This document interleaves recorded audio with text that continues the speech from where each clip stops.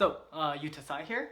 And today in this video, I'm going to be explaining why everyone should direct their life to become happy, and 7 easy ways to direct your actions into, giving you the foothold to start your path to happiness. Happiness is a state of being. It's not just an emotion. It should be long-lasting and it should be sustained through effort and commitment to whatever you're engaging in. So first, let me just explain why everyone should become happy. And so this was a research paper around like 30 years ago. It's called The Benefits of Frequent Positive Effect. This was done by Ed Dinner, Rose King, and Sonia Rukowansky, some Russian surname. Anyways, what the significant part of this research experiment was that after looking over like a few hundreds of research experiments on positivity and like happiness, these 3 people concluded that the preemptive theory was successful people become happy because they are successful. They found out it's the other way around. People who are happy, who've achieved long-term happiness, become successful because of that, because it's fulfilling. And this is science, so we basically prove that in that sense. And in the real world, yeah, let's look into that. Successful people in this world, CEOs that run multi-million-dollar companies, president of the United States, president of whatever country, someone who's financially independent, or there's a lot of successful people in this world. According to the beginning theory, which is successful people are happy, that would mean that all these successful people in their area have all achieved happiness. Is that true? I don't think so. I mean, I think we frequently hear about CEOs investing way too much time and not dedicating themselves, being intoxicated into their company so much that they can't they kind of neglect other family commitments, or commitments to other relationships that are pretty important in life, and therefore they go into problems like family, and it's not a good story. As a real world example is like Stan Wawrinka. He doesn't have a good family relationship. He's divorced because he was so committed to his tennis career. And to me, like, success isn't just getting rich, or everyone has different goals. Some people want to be the president of the United States. Some people want to be a CEO of multi-million companies or tech companies, innovate like the daily life of normal people. Some people they don't really mind about a low income, decent income. They just want a family, and they want to be able to commit themselves into their family, and that's a successful life to them. In order to do that, we need to achieve happiness first. Is this thing, which is why it connects to grit. Grit is the tool we can gain to achieve whatever we want by attaining grit. And so therefore happiness is connected to that. Okay, and now I felt this before, but like some people have feel guilty of being happy. Like, okay, I'm happy right now, but then all these other people in the world are unhappy. Some people struggle to eat food or attain enough food to survive these days, and I'm well off. I'm so well off right now. And so I do know a research paper. It's kind of hard to just prove that everyone should be happy with just one research experiment, but it does direct my attention to, I should be happy instead of unhappy. And that research paper is by Harvard University. They tracked 12,000 people on their level of happiness for 30 years, and they tried to find a correlation between that. And what we learned was that if you're really happy, then the people around you are 50% more happier. Your mutual friends that you don't even know are 10% more happier, and your mutual friends that you definitely don't know are 6% happier. Let's flip that around. If you're not happy, then the people around you are less happier than they can be, and the people, your mutual friends, are less happy than you can be. So we're losing a lot of happiness just by being unhappy ourselves. Therefore, we should be happy. is the conclusion that this research has given. And I don't think it's like, I mean, it's hard. I don't know anything in this world at this point in my life, so I can't really say. But well, for now, that's going to direct my focus to, well, then everyone should be happy, and we want. I think we evolved as humans, like Homo sapiens. We evolved to have the power to survive. With the flight versus fight response and feeling anxious about life and wanting to change things to survive. No, but we're not in that age anymore. We haven't evolved for like a few thousand years, but our environment has changed so much. We're not going to get eaten by bears, or we're not going to be hunting for stuff, and we're not going to be, I don't know, making a bunch of wives and just spreading our genes everywhere. No. It's one marriage. No, there's a lot of our whole environment changed, and I feel like our direction should be now to be happiness. And genetics does not direct you to become happy. It just makes you survive. They don't care about genetics don't care about your emotions. As long as you survive and pass on your genes, that's the goal of genetics. And so we're not built to be happy. We're sometimes even built to be unhappy or negative, so we can avoid challenging situations. Therefore, then what? Then we need to learn how to be happy by manipulating our brain in some ways by changing our actions. So changing our actions. Well, now I'm going to be introducing seven things that can that you can do, or that you can change your environment with to gradually become happy. And the 7 actions are based off of the PERMA theory. It's PERMA. These are the 5 basic attributes that are needed to achieve happiness in that sense. P stands for positive emotions. Positive emotions, yes. And then E stands for engagement. Are you engaged in whatever you're doing every single day? And that comes with like personalities and what you want to do. Are you doing that? R, relationships, family relationships. Are you investing your time into your wife, your children, your parents? M, meaning. Do you feel meaning? Do you feel a purpose in whatever you're doing? And do you feel like you're impacting the world in a better way by dedicating yourself, engaging yourself to whatever you're doing? And A, achievement. Are you feeling self-growth? Are you achieving goals and setting goals? Are you growing each time you're doing this? Are you feeling self-growth? If you are, then that's one attribute of becoming happy. All right, now finally, and I'll have all these in the description below, so you can just look down at the notes to get a good grasp of all the stuff I'm saying. So number 1, apply your strengths to whatever you're doing. And applying your strengths, well, what strengths do I have? Strengths are not like you can code a lot, or like some skill, you can play tennis a lot. That's not a strength, that's just a skill. A strength is like your natural born skill that you have the tendency to have it easier to do than others. So there's a big difference with people who can wake up in the morning and who can't wake up in the morning. Those who can, well, they have an easier time doing that, right? There's a lot of introverts. Well, introverts, extroverts obviously have a easier time breaking the shell and just talking to people that they don't really know.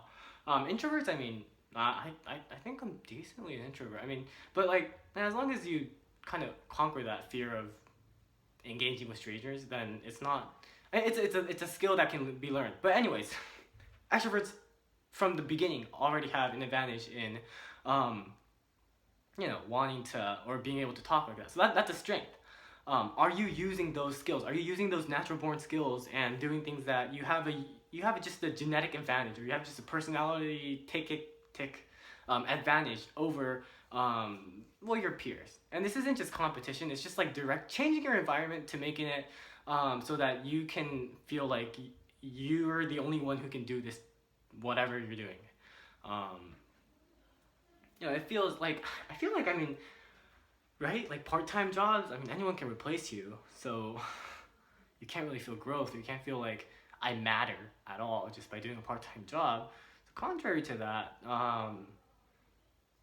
if you can direct your life to do something that only you can do, I think it takes a while. I mean, I don't know at this point, but I think it takes a while. But just try to do that direction. And if you want to know specifically what your strengths are, there's a character test called the VIA test. I'll put the link below. And you can, it's like a personality test that finds your strengths and weaknesses, or like, well, how strong your strengths are in general, or how extreme they are. So you can figure your strengths out that way, instead of just by experience. And number two, maybe a decently long video. Number two is gratitude. Gratitude is it's kind of like religious. It's like, feel thankful for whatever we have. But it is proved in positive psychology to attract happiness. And so in the PERMA theory, well, gratitude is positive emotions, right? If you feel gratitude for something, then it's probably not going to be a negative emotion. It's going to be something positive. So it directs ourselves to, well, feel grateful for the things we have and kind of have a peace of mind. It's very mindful. You're reflecting on whatever action or something that happened in the past that was good.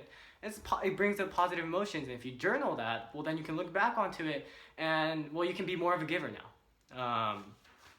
In that way, let me just look into my notes, and yeah. So one little thing to add is, well, if you're gonna list in a journal, then list the things that you're grateful for, or you were grateful for today. Stuff that happened that you were grateful for. So like today, I went to a chiropractor. I'm grateful that I have access to a chiropractor because my back is killing me. And then list the feeling you've had, or like why that happened.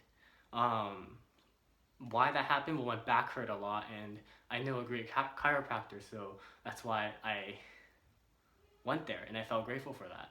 How did you feel? Well, I felt great. Something like that. So just to be mindful of your emotions and like the actions behind that, to be able to replicate those positive emotions, is the direction that gratitude takes us towards. And number three, journal in your thoughts. And this was proved by, well, a lot of people, but specifically the chief professor of psychology in UT Austin, called James Pennebaker. And he says that by focusing your thoughts on positive actions and emotions in your journal, we can achieve a better sense of well-being, a stronger immune system, and meaning in our life. It's too complicated to explain the reasoning, so I'm gonna skip that. And so number four is hope for the future. Well, I think a lot of people hope for a better future already, but for the people who don't, hoping for a better future means that we have something to look forward to. And I think this is talking about the obvious, but well, it gives us motivation to work harder. And by hoping for a better future, we can say that, okay, fine, in the present, because I'm gonna be thinking that I have a better future, I'm gonna work hard right now. It's gonna give us more resilience to overcome the obstacles in the present to, accomplish whatever goal you have. And therefore, by having that resilience and working hard in general increases our self-esteem to a certain degree. We feel more, happiness. It's in the PERMA theory, this aligns with like achievement and positive emotion. You're hopeful for your future. So do that. Number 5, exercise. Exercise. Okay, so exercising, there's really no merit in being fat. Yeah, there really isn't. Chemically, you don't get the good chemicals, the energizing chemicals like adrenaline as much as people who are fit. It's more vitality. You feel more alive. And there is a book called Spark that proves that people who work out are more jocks. People who work out are more productive and have more. They have an advantage because there's this particle called BDNF, I think. There's a particle called BDNF that increases our brain cells in like our actions. It drives our actions to be more positive and it's good. It's good. And a good type of exercise, the best type of exercise and the most efficient, I feel like, is HIIT. It's high intensity interval training. It's basically like you work really hard and you crank up your heartbeat for like 33 minutes, and then rest for like 4 minutes or whatever interval.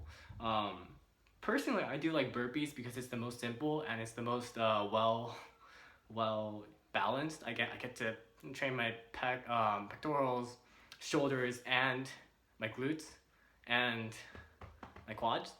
So it's the most well balanced, and it takes a ton of energy to do. If you want to do it for like 3 minutes straight, if you can do like 10 burpees, that's only like 30 seconds. So it's like not that much. But then once you enter like the minute range, unless it's like your like 30th time doing it, it's pretty tough. And by cranking up a heartbeat, there is also a study that found that your mitochondria's ATP production, energy production, is cranked up, and it gives us 1.5 times more energy than normal. So do that, and you'll feel more energized and vital. Number six is being generous to people. This is basically called the helper's high. Once we say that you gave $5 to someone just for the well-being, like it's not like I'll lend you, just keep the $5. It's said that like for most cases of giving, the giver is the one who receives more just by the positive emotion and like the well-being that we feel just by being able to give, more than the receiver side who actually receives the $5.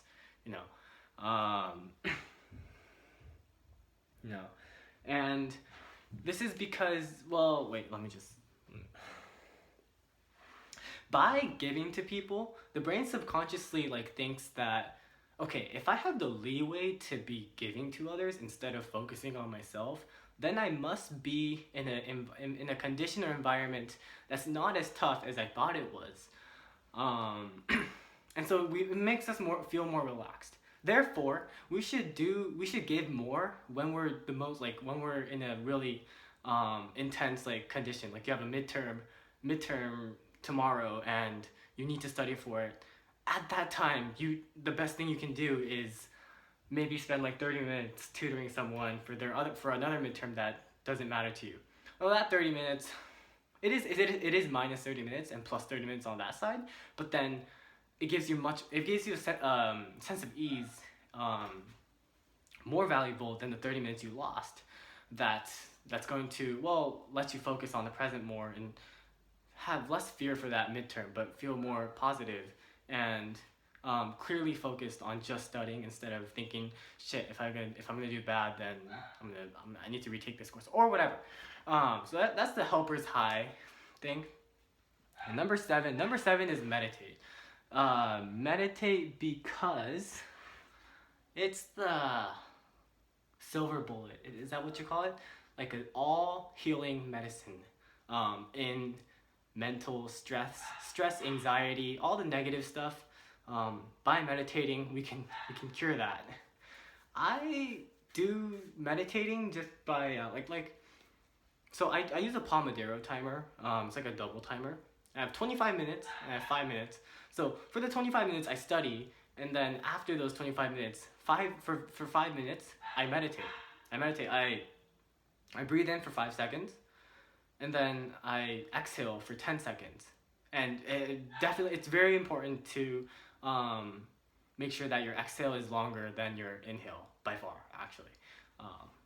There's like different nerves involved in inhaling and exhaling. The nerves that's exhaling is more to relax.